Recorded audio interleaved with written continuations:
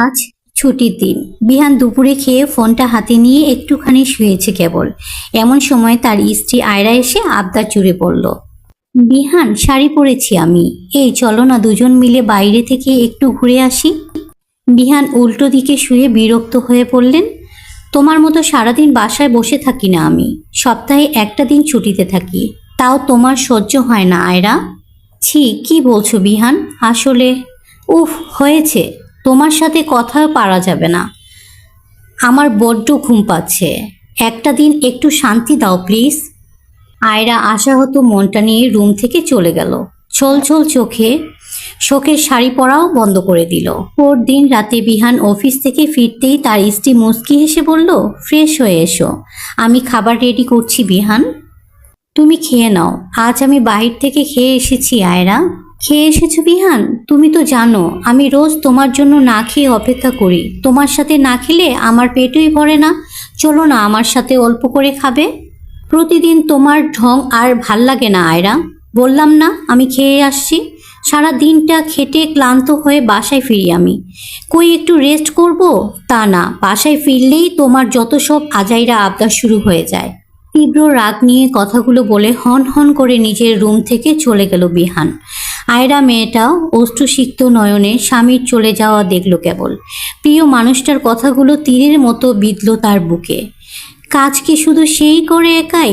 আয়রা করে না? এই যে সকাল থেকে রাত 12টা অবধি নিজ হাতে সংসার সামলায়, তার শরীরে কি ক্লান্ত ভর করে না? শত ব্যস্ততার মাঝে প্রিয় মানুষটার কাছে একটু আবদার, একটুখানি ভালোবাসা চাওয়া কি বড় আজাইরা আবদার? থাক না, আজ থেকে না হয় নিজের আবদারগুলো গুটিয়ে নিল মেয়েটা। নিজের ভাবনার মাঝে টুক করে অশ্রুকণা গড়িয়ে পড়ল তার গাল বেয়ে। মেয়েটা তড়িঘড়ি করে সেটুকু মুছে নিল অবলীলায়। সেই রাতটা না খেয়ে শুয়ে পড়ল আয়রা। অতঃপর একটু একটু করে নিজেকে গুটিয়ে নিতে শুরু করলো মেয়েটা। এখন আর প্রয়োজন ছাড়া বকবক করে না সে, রাতে না খেয়ে কারো জন্য অপেক্ষাও করে না সে।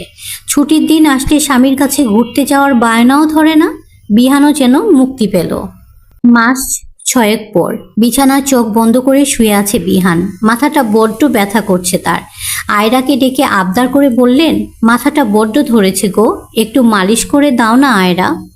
বিপরীতে আয়রা তাড়া দেখিয়ে বললেন, রান্নাঘরে ভাত চাপিয়ে এসেছি আমি, আমার বড্ড তাড়া বিহান, তুমি বরং ঔষধ খেয়ে নাও, সেরে যাবে। দুপুরে খাওয়ার টেবিলে খাবার সামনে বসে আছে বিহান। এমন সময় আয়রা এসে বললেন, কি হলো, খাওয়া শেষ করনি এখনো? বিহান মুচকি হেসে বলল, তোমার জন্য অপেক্ষা করছিলাম, তুমিও বসো আয়রা, আজ একসাথে খাই। অপেক্ষা করার কি দরকার বিহান, তোমার কত কাজ, সারাদিন কাজ করো তুমি, এখন বরং তাড়াতাড়ি খেয়ে রেস্ট নাও। আর হ্যাঁ, আমি খেয়ে নিয়েছি। বিহান আজ যেন নিজের কথা ফেরত পাচ্ছে। তার খুব কষ্ট হচ্ছে, বিবেক জাগ্রত হলো তার। এভাবেই তো তার বলা কথা আঘাত পেত মেয়েটা। আজ অনুশোচন হচ্ছে, কিন্তু বড্ড দেরি হয়ে গেল। নিজেকে সামলে পুনরায় বিহান আবারও বললেন, আয়রা, কতদিন শাড়ি পরনি তুমি, চোখে কাজল দাও না, আজ একটা শাড়ি পরবা আয়রা, তোমাকে নিয়ে বড্ড ঘুরে বেড়াতে মন চাচ্ছে। শাড়ি পরার এত সময় নেই আমার বিহান, বিকালে নাস্তা বানাতে হবে আমার, কত কাজ, তোমার ইচ্ছে হলে তুমি একাই যেতে পারো। শত পেয়েও বিহান অবহেলা করছে। আজ মিস করছে সেই পুরনো মানুষটাকে। দূরত্ব পেয়ে তবেই গুরুত্ব বুঝলো সে।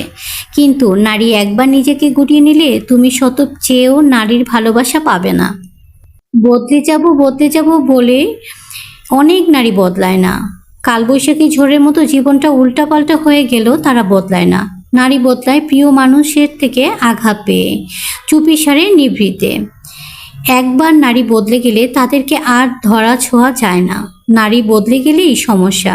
নারীর অন্তর বদলাতে বাধ্য করো না। নারী একবার বদলে গেলে সব অধিকার হারিয়ে ফেলবে। নারী বদলে গেলে পৃথিবীটা উল্টে গেলেও তারা আর আগের রূপে ফিরে আসবে না। তাই নারীকে কেউ বাধ্য করো না। নারী কিন্তু সহজে চেঞ্জ হয় না, নারীকে চেঞ্জ করে পুরুষটাই। ভিডিওর কথাগুলো আমার কাছে খুব ভালো লেগেছিল, তাই আপনাদের মাঝে শেয়ার করলাম। যদি ভালো লেগে থাকে লাইক কমেন্ট করে পাশে থাকবেন। ধন্যবাদ।